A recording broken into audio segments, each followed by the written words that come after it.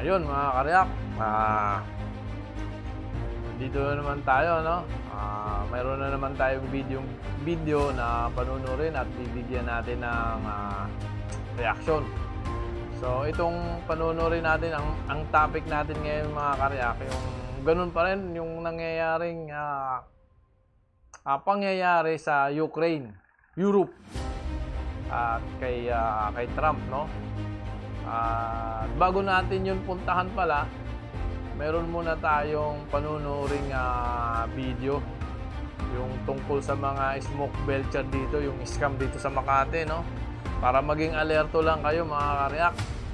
Ito, panurin muna natin mga karyak. Pero bagsak pa rin sa anti-smoke belching checkpoint. Naka-Euro 4 engine na, pero bagsak pa rin sa anti-smoke belching checkpoint ng Makati Pollution and Control Office ang isang Hyundai H100 na ito. Ang nasabing engine ay klase ng makina na pasado sa European Emission Standard at mababa lamang ang toxic chemicals na ibinubuga. Euro 4 yung sasakyan ko. Bagsak daw, sabi ng ASBU sa Makati. Bago lang ito, wala pang dalawang taon pa lang. Sa video naman ni Mac Andre Maravilla, makikita na kinuha na umano ang kanyang plaka kahit hindi pa dumaan sa smoke belching testing ang kanyang sasakyan. Sigurado Dahil dito inirereklamo niya ang Anti-Smoke Belching Unit o ASBU ng Makati City. Noong sumalang-an niya siya sa anti-smoke belching checkpoint sa C5 ay kampante siya dahil bagong change oil ang kanyang L300 na sasakyan. Kaso pinababaan niya siya at ang mga tauhan ng ASBU Makati ang tumapak ng... Ito mga karyak, no? Sa akin, naranasan ko na to eh. Sa Makati kasi, talagang itong mga to, abusado sila sa paghuhuli, no? Kita nyo naman, ako rin, naranasan ko rin sa kanila yan na nung hinuli nila ako, talagang sila ang tatapak at talagang kitang-kita mo kung paano sila tumapak, talagang binibigla nila. Alam mo mga karya kung bakit nila binibigla yon? Kasi yung tambutso mo, lalo kapag diesel ka, kapag yan hindi mo nahuhugasan, yung tambutso mo kasi, may mga residue yan sa gilid. So, kaya nila binibigla para biglang tulak yung hangin. At yung lalabas doon, mga karyak, kasama na yung mga residue sa loob. Kaya talaga namang lalabas talaga yung dumi. Kaya ang mahirap dito, ako minsan nga, kapag talagang malapit ka rito sa Makati at dadaanan mo ang Makati at madaanan mo itong mga bugok na to kung maaari lang, ayokong bumili ng diesel na sasakyan eh. Kasi kapag diesel ka, wala kang kawala sa kanila. Wala kang lusot dito sa mga to kapag diesel ka. Alam itong mga to, mag-aabang to sa ano eh. Saan to mag-aabang? Sa may stoplight. May mga spotter to eh. Ang spotter nila nasa stoplight. Kaya, pag go, aabangan ka nila kasi lalo kapag diesel, kapag tumapa ka, pa-start ka, siyempre, pibiritin mo yung ano mo para umarangkada ka, doon lalabas talaga usok mo. Kaya ito, iispatan ka nila doon sa stoplight, tapos iraradyo ka na nila doon sa kanilang mga kasamahan na nag-aabang sa gitna. Kaya magtataka ka, bigla kang pinapara. Alam nyo mga karya, kasi nga, nakaradyo ka na eh. Doon pa lang sa stoplight, nakita ka na, umusok yung tambutso mo kasi nga, bigla kang umarangkada. Yun yung pamamaraan nila kung bakit nahuhold ka nila bandang gitna, pinapara ka na nila kasi nakaradyo na yung plaka mo. So, ang ayoko lang talaga dito sa mga to, mga karyak, talagang sila yung tatapak ng silinyador mo.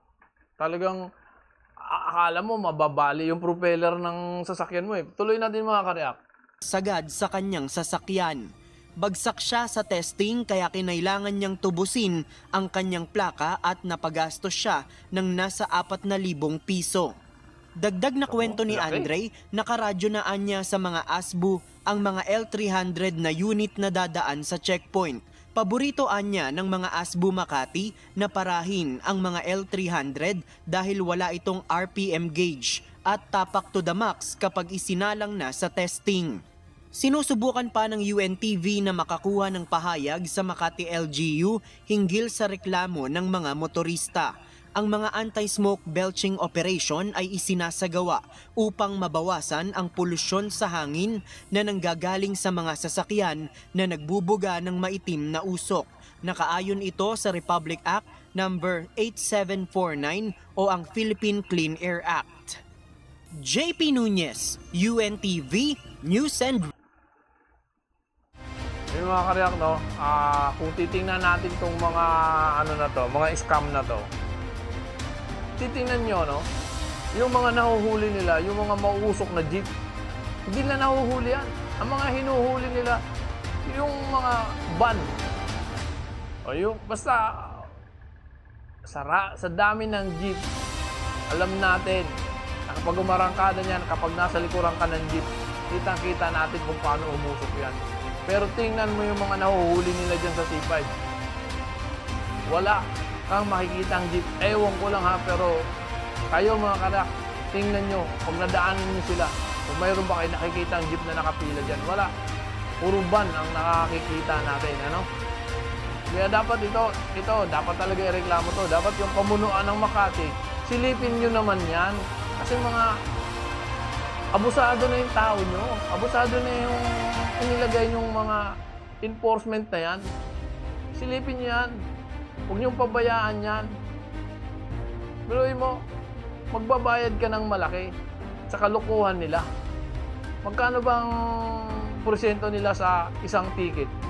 Sa isang huli? Magkano ngayon? Ewan ko lang ha, pero dati alam ko 25% yung mga yan. Kaya kung makahuli sila ng marami, pagdating ng sweldo, papatong sa pera nila yon. Dapat tanggalin na yung ganyang pamamaraan at silipin talaga ng Makati yan. Matagal na ang gawain yan. Buti naman, ngayon may nagre-reklamo ng ganyan at alamin nila yan kung ano talagang tamang pamamaraan. Hindi yung bibiglain mo pagbirit yung silinyador mo para lang yung residue ng tambucho mo, yun yung lalabas.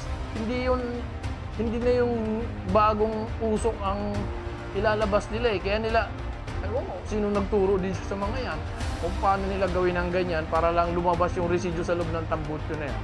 Itong mga abusado itong mga to. Kasi ito, hindi ka makakapalag dito. Kapag nagsabi ka, boss, huwag naman sasabihin lang sa'yo, ballpen lang katapat mo. Ay, mga katwiran ng mga yan. Grabe yan kung manghuli. Kaya dapat tingnan yan, imbestigahan yan kung tama ba yung kilos, kung tama ba yung pag-implement nila sa panguhuli ng mga smoke belching na yan. Dapat tingnan yan, imbestigahan dapat yan, lalo yung Makati. Ako, Makati, matagal. Ang Makati sa totoo lang yung mga, ang daming mga, ewan ko kung bakit, kahit palabas ka na lang ng ano ha, ito EDSA, EDSA na, galing ka ng Taguig, palabas ka na lang dyan. May nag-aabang pa dyan manguhuli dahil lalo sa coding. Biruin mo yan. Ha? Gaano kaswapang yan taong yan? Isang hakbang ka na lang para makarating sa EDSA. Nandoon nagbabantay, alam niyang dadaan ang taga-Taguig. Ito yung kalukuhan itong mga to. Wala ang pakawala o hindi ka yan. Talagang malayo pa lang ang mata niya nakatingin na sa mga coding na nanggaling ng Taguig. Kasi ang Taguig, maganda ang palakad ng Taguig sa coding. Sinusunod nila yung ano ng MMDA, di ba? Ang Makati hindi. Kaya ang kalukuhan nitong mga to, doon mismo sa boundary ha, patawid kasi pag EDSA, pag nasa EDSA ka na, okay na eh. Basta na ano mo na yung oras ng, nasunod mo na yung oras ng coding ng MMDA. Okay ka na sa EDSA. Kaso lang ang problema, pag galing ka ng Taguig, nakaabang yan doon sa kanto. Wala kang kawala ron. Mga loko-loko itong mga to. Pangklase itong Makati na to eh. Sige, iwanan natin yan mga karyak, no? Pero yun yung pamamaraan ng Makati, kung paano sila manghuli, no? Di natin alam kung ano ba yan, yung ganyan ba dumisiplina yung ano, Makati, pamunuan ng Makati sa kanyang mga enforcement. Huli lang ng huli ng huli, lalo sa smoke belching na yan. Ako, smoke belching. Kaya pag bumili ka na sa sasakyan, kung nasa malapit ka ng Makati, huwag kang bumili ng diesel, kailangan gas. Kasi puro diesel ang hinuhuli ng mga yan eh. Yun yung ano dyan, kapag malapit ka sa Makati.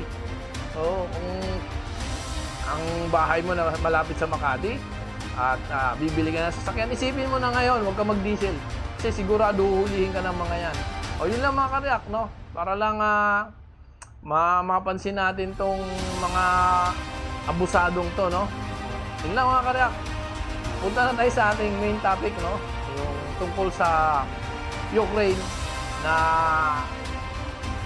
binigyan na ng high-powered, pinakamalakas na missile, yung tinatawag nilang Taurus, na matagal nang inaasam-asam ng Ukraine. So, panoorin muna natin mga karyak bago tayo mag-react.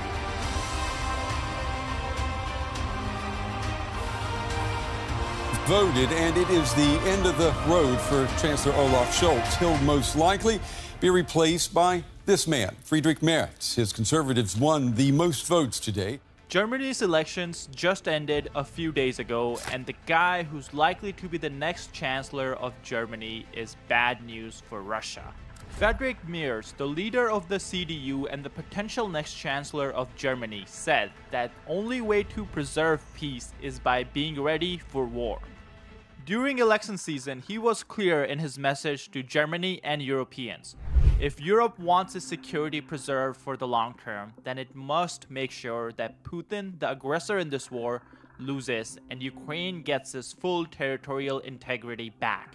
Last year, he was one of the biggest critics of then German Chancellor Olaf Scholz, who refused to give Ukraine the Taurus missiles even after the United States approved the permissions for ATACMS and UK approved its Storm Shadows.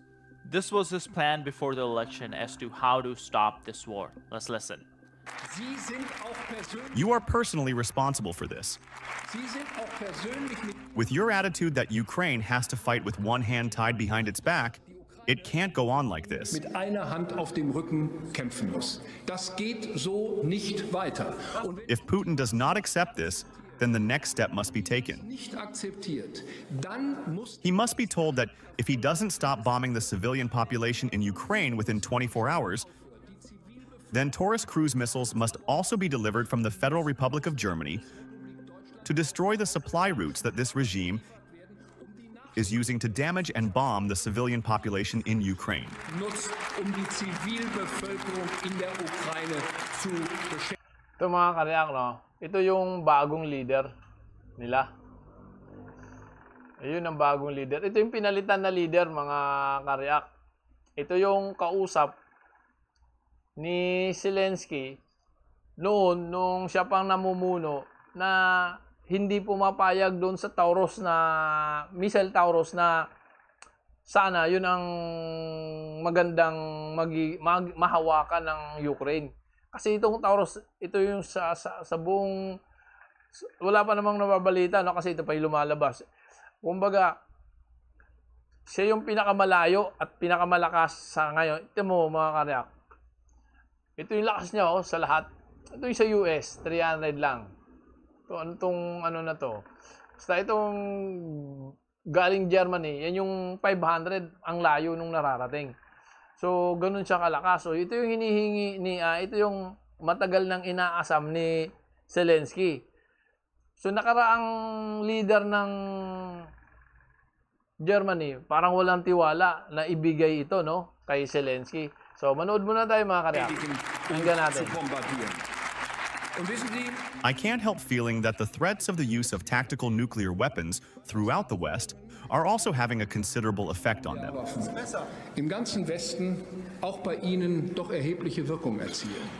Ich fühle mich in den letzten Wochen immer mehr und immer häufiger. Over the last few weeks, I have been reminded more and more frequently of the words of the French philosopher Michel de Montaigne, who once said, "Fear is the mother of all cowardice." Montaigne, der einmal gesagt hat, Angst ist die Mutter aller Grausamkeiten. Herr Bundeskanzler, es wird Mr. Chancellor, it is time for you, and it is also time for us, überwinden vor Putin. to overcome our fear of Putin in order to really put an end to the atrocities in Ukraine together. Now, Taurus is definitely going to be a game changer. It's a 1.5-ton cruise missile with a turbofan engine propelling it to a high subsonic speeds over a distance of around 300 miles or 500 kilometers. On top of that, it has a 1,100-pound dual warhead with a smaller charge to blow a hole in any target and a bigger charge to explode the target from the inside. This is exactly why the Ukrainian Air Force has been so desperate to get its hands on the Taurus. But this was also the same reason why former Chancellor refused to give it to Ukraine, because he thought giving Ukraine something so powerful that can strike deep inside Russia could lead to escalation. Once Ukraine gets Taurus, it will become the highest range missile in Ukrainian arsenal. This will pose a big problem for the Russian Air Force and even Russian bases, because we have to remember, before the ATACMS were approved, Russia was already prepared for it. It had moved all Yun its yung bases dati, and all yung its hindi important nagbigay ng logistical Taurus locations missile. outside of the range of the missiles. Yan, But now ito, with Taurus, yan, the yan. range that Ukraine can strike Yan yung hindi within nagbigay ng goes up Taurus missile considerably. kay And that Zelensky. means the Russian bases Ito need yung to bago be even ngayon. farther from the front lines. And on top of that, Russian jets are even less safe in the skies. So far, the way Russia has been using its jets is they just go up in air in the Russian borders, Russian skies, and they drop these so-called glide bombs that just slide into Ukraine and then attack whatever target Russia wants to attack. Usually, it's a hospital or a school, because Russia loves to hurt civilians. But now, these jets have to launch their glide bombs from even further from the front line, making it harder for Russia to hit its target. And on top of that, the Ukrainian jamming and countermeasures have become so effective that the Russian glide bombs, only 1 in 14 are actually hitting their targets. But that's something we'll jump into more details in another video. Anyways, coming back to the German chancellor, he hasn't just been pro-Ukrainian. He's been really open to criticizing any other party in Germany that's pro-Putin or pro-appeasement, because he realizes that only way to achieve peace is to make sure that Putin is not able to take over Ukraine and then rearm and come back for the next Baltic state. Look at the pictures, Mrs. Weidel, and look at the people in Ukraine. You just said a very treacherous sentence here. We are no longer perceived by Russia as neutral. No, Mrs. Weidel, we are not neutral. We are not in between. We are on the side of Ukraine and defend the political order we have here with Ukraine. Your words that you just spoke here are a confirmation for me that I will do everything to prevent you from ever getting political responsibility in this country. These are the people we stand behind. Since Russia started its invasion in 2022, Germany has provided $18 billion of aid to Ukraine, making it the second largest nation in terms of aid provided, only after the United States. But as soon as the election victory was finalized, Friedrich Merz, the likely chancellor, came out publicly and said that it's not enough. Germany needs to step up its support of Ukraine if it wants to make sure the war doesn't come to its borders. Let's listen to that clip. The first question we have to ask ourselves is, do we continue to support Ukraine so that it can defend itself? In my opinion, we have not done enough to date. Otherwise, this war would not have lasted 3 years by tomorrow. The second question is, how do we secure NATO territory in the immediate vicinity of Ukraine? You are probably familiar with Poland's stance on this issue. Poland and the Baltic states place the utmost importance on us better protecting NATO territory in their countries. That is why the Federal Republic of Germany is also setting up a brigade in Lithuania, which is the right thing to do. So these are the questions that arise at the moment. All the others do not arise at all. Now, Germany is the largest economy in Europe, and Germans waking up against Russia is definitely not a good news for Putin. But the bad news don't just stop there. All the while Germany is stepping up its support, European leaders are meeting with Zelensky in London today. And the goal of the meeting is simple. The time for talk has passed, and it's time. Germany has voted, and it is the end of the road for Chancellor Olaf Scholz. He'll most likely be replaced by... So yun mga karyak, no? NATO's primary purpose was to prevent the expansion of the former Soviet... Paano yung ginawa ng Germany sa Ukraine, no? Bali, kung hindi nagpalit ng tawag nito, kung hindi nagpalit ng leader ang Germany, hindi may bibigay kay Zelensky yung Taurus missile. Kasi itong pumalit ngayon na bago, kahit nung nangangampanya pa lang siya, ay nagsalita na yan eh. Ang sabi niya nga,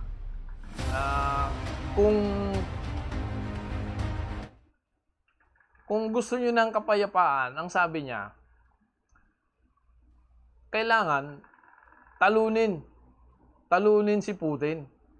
At kailangan suportahan si Zelensky. Lalo't lalo ngayon, nag-back out ang US ang suporta kay Zelensky. So lalong pinakita ng Germany at nang hikayat pa ng ibang nasyon, lalo yung NATO, na sumuporta kay Zelensky.